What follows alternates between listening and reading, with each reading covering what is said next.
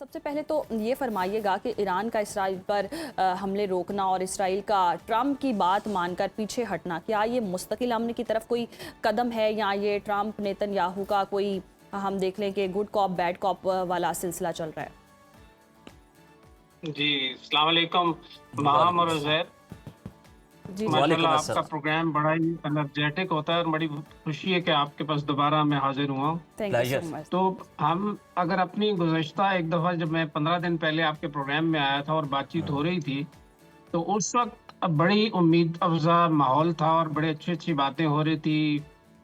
शादियाने बजाने की कोशिशें की जा रही थी और उस वक्त एक हमने वर्ड ऑफ कॉशन वहाँ पे दिया था, अगर आपको याद हो, कि उसमें एक गार्जियन की एक रिपोर्ट को रेफर किया था जिसमें कि इजराइल के प्राइम मिनिस्टर की बात की थी कि उन्होंने कहा था कि ये एमओयू तो ठीक है, एक स्टार्ट है, लेकिन हमारे लिए बाइंडिंग नहीं है और हम अपने ही दिफा के लिए कुछ भी करना चाहें तो करेंगे और अक्रॉस दी बॉर्डर भी करेंगे। तो वो देखें, उसके बाद से हम समझते हैं कि उस सारे चीज़ों को सबोटाज करने में वही एक माइंडसेट कार फरमा रहा है। और जब जब भी ये बात देखें, मेरे ख्याल में 8 अप्रैल को जब ये सीज़ फायर हुआ, उसके बाद से कम 4 दफ़े ऐसा हुआ कि बहुत उम्मीद अफ़ज़ा गुफ्तगू हुई और इस जगह पे पहुँच के जब ये मामला ऐसा था कि सुलझने के करीब था और वहाँ पे इज़राइल ने दोबारा कुछ ऐसा किया या अटैक किया जिसकी वजह से दोबारा तमाम उम्मीदें जो है ना उन पे पानी फेर दिया। तो मेरे ख्याल में अब भी वर्ड ऑफ कॉशन तो रहेगा, क्योंकि अब भी जो बयान प्राइम मिनिस्टर नेतन्याहू की तरफ से आया है वो तकरीबन ऐसा ही है कि अभी हमने वॉर को कन्फाइन किया है और अगर कोई हमारे खिलाफ कोई ऐसी हरकत हुई तो हम दोबारा उसको करेंगे। और इसी तरह की स्टेटमेंट फिर ईरान की तरफ से आई है। तो इसमें थोड़ा सा फर्क सिर्फ ये है कि इस दफा पहली दफा अमेरिका जो है वो इजराइल के साथ नहीं खड़ा। अगर आप देखें तो पहले जितने भी अटैक्स हुए हैं तो वहां पे तकरीबन एक्सक्यूज मी, एक एयरक्राफ्ट कैरियर जो है मेडिटेरेनियन में खड़ा होता था, साथ में उनके एयरक्राफ्ट थे, वो सारे जो है इसको एक कवर प्रोवाइड करते थे इजराइल को। सही।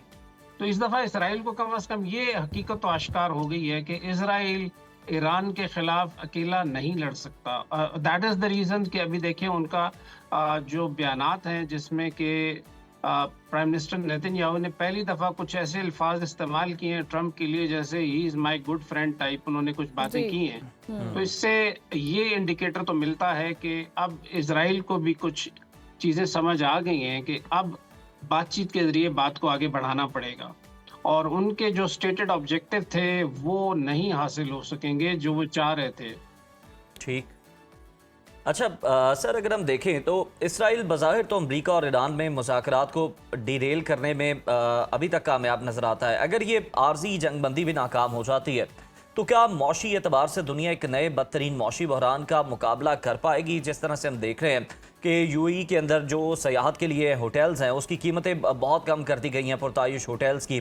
उसके अलावा जो पेट्रोलियम मस्तूआत की कीमतें रात को यकदम स्पाइक हुई हैं। तो क्या दुनिया ये सब के लिए तैयार है?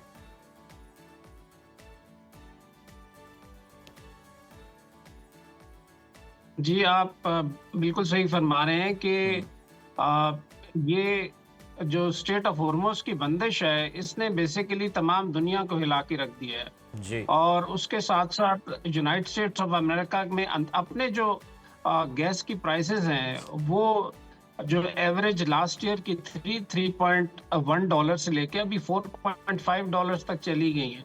तो उसका जो माशी इम्पैक्ट है बहुत डीप है अमेरिका के लिए, दुनिया के लिए और साथ ही साथ जो अमेरिकन एलाइज हैं उनके लिए भी बहुत ज़्यादा इसके लिए तकलीफ दह सिचुएशन पैदा होगी। तो अब अमेरिका के लिए इसके अलावा अब कोई चारा नहीं है कि वो किसी भी हवाले से इस जंग को रोके और मुआहदे को करके यहाँ से निकल ले। और बड़ी वजह जैसे आपको मालूम ही है कि अमेरिका के भी चूंकि इलेक्शंस आने वाले हैं और उसमें अमेरिका जो है उसकी जो रिपब्लिकन्स हैं उनकी जो अभी ग्रेडिंग आ रही है बहुत लो चली गई है। तो अभी उन्होंने इसको भी संभालना है और इसी तरीके से इजराइल में भी इलेक्शंस आ रहे हैं जो कि अक्टूबर के एंड में हैं। और वहां पे भी नेतन्याहू की पार्टी जो है वो बहुत नीचे चली गई है। सही। तो इन दोनों के लिए बहुत जरूरी है कि अब किसी तरीके से इस चीज से निकला जाए ताकि इसमें आगे अपने इलेक्शंस के ऊपर वो कंसंट्रेट करें। बिल्कुल बिल्कुल अहमद साहब, ऐसे ही है। लेकिन इस सारी सूरत हाल में हम देखें तो डोनाल्ड ट्रंप बहुत ही अनप्रडिक्टेबल हैं। एक तरफ से बात कुछ करते हैं, मुज़ाकरात की बात होती है कि कामयाबी की तरफ जाएंगे, कुछ नतीजा खेज मुज़ाकरात होंगे, दूसरी तरफ हमले शुरू हो जाते हैं या फिर इसराइल का कोई दबाव बढ़ जाता है। आपको लगता है कि इस बार वाकई इसराइल अपनी एक समत में जाएगा और अमेरिका कोई अपने डिसीजन ले पाएगा? अभी इसलिए थोड़ी सी पॉजिटिविटी शायद बेहतर नजर आ रही है कि क्योंकि ट्रंप ने कई मौकों पे अभी बीच में ये बात की है कि वो अपना वॉर का जो बर्डन है कि वो वॉर किस लिए वॉर में चले गए, वो अब नेतन्याहू की तरफ शिफ्ट करना शुरू कर दिया उन्होंने, और वो उसको मोरद इल्जाम ठहरा रहे हैं। जी जी। तो उस हवाले से मैं समझता हूँ कि अब अमेरिका जो है वो हर कीमत पे मेरे ख्याल में इस मुआहदे को करके जो भी मुआहदा होता है उसमें से निकलने की कोशिश करना चाहता है। और इसीलिए आप देखें कि पाकिस्तान ने भी अपनी कोशिशें बहुत अपबीट की हैं। हमारे जो इंटीरियर मिनिस्टर हैं नकवी साहब, वो भी गए हुए हैं, और मेरा ख्याल है जी। वही एक बैकएंड के ऊपर उनकी जो सफारतकारी चल रही है उसके असरात भी नजर आ रहे हैं। सही। बिल्कुल आपने सही कहा अहमद साहब। और इसी दौरान जब वज़ीर दाखिला मोहसिन नकवी ख़ास तौर पर अमेरिका का पैगाम लेकर ईरान के अंदर मौजूद हैं, ईरान पर इसराइल का हमला कर देना, ये अमेरिका को कितनी मुश्किल में डालने वाली बात है। और क्या आप नहीं समझते कि अमेरिका को इस पर कोई मुनासिब रद्द-ए-अमल जो है वो इसराइल को देना चाहिए कि जब अमन की कोशिशें की जा रही हैं, पाकिस्तान किरदार अदा कर रहा है, तो फिर स्पॉयलर क्या अपना किरदार रोक नहीं सकता? देखिए, इसके पीछे एक बड़ा गेम प्लान है जो इसराइल ने एक्चुअली डिवाइस किया था, जो अभी खुल अच्छा। के सामने आ गया है। जब 8 अप्रैल के बाद ये मुज़ाकरात कामयाबी की तरफ जा रहे थे, तो उस वक्त बैक एंड पे इनके कुछ हवारी हैं जिनमें इनके फाइनेंस मिनिस्टर हैं और इनके मिनिस्टर फॉर सिक्योरिटी हैं।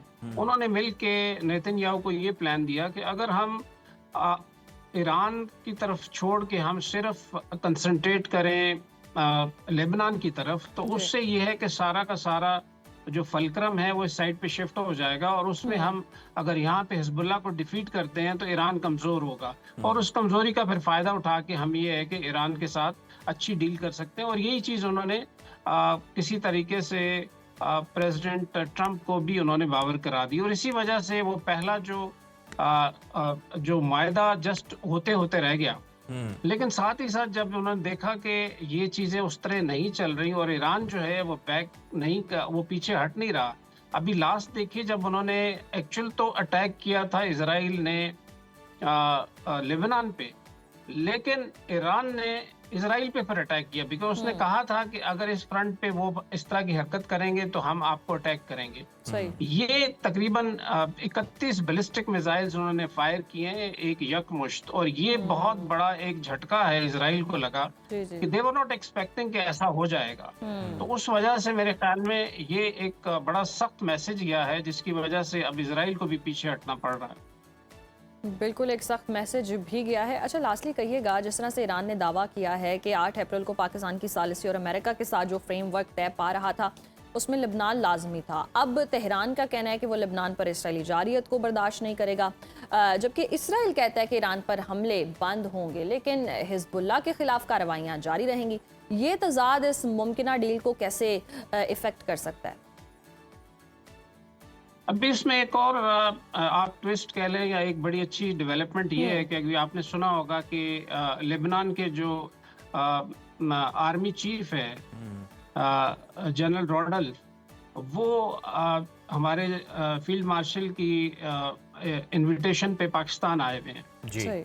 तो ये आने से पहले जो उन्होंने कुछ बयानात दिए, उनके अंदर कुछ इस तरह के बयानात थे कि वो ये समझते हैं कि लेबनान की स्टेट को अभी अपने जो गवर्नेंस है उसको मजबूत करना पड़ेगा, और उसमें जो नॉन स्टेट एक्टर्स हैं उनकी स्पेस को कम करना पड़ेगा। सही। तो ये कुछ इस तरह की डेवलपमेंट जरूर हो रही हैं कि शायद वहाँ पे हिजबुल्लाह के लिए स्पेस को कम किया जाए, और आने वाले दिनों में ताकि इस चीज को एक बैलेंस आउट किया जाए, ताकि ये एक मुआहदे की शक्ल में इसको दोबारा ये मुमकिन बनाया जा सके। सही, कोशिशें यही की जा रही हैं कि मुआहदे की शक्ल में चीज़ें जो हैं वो मुमकिन बनाई जा सकें। बहुत शुक्रिया अहमद साहब आपके वक्त का।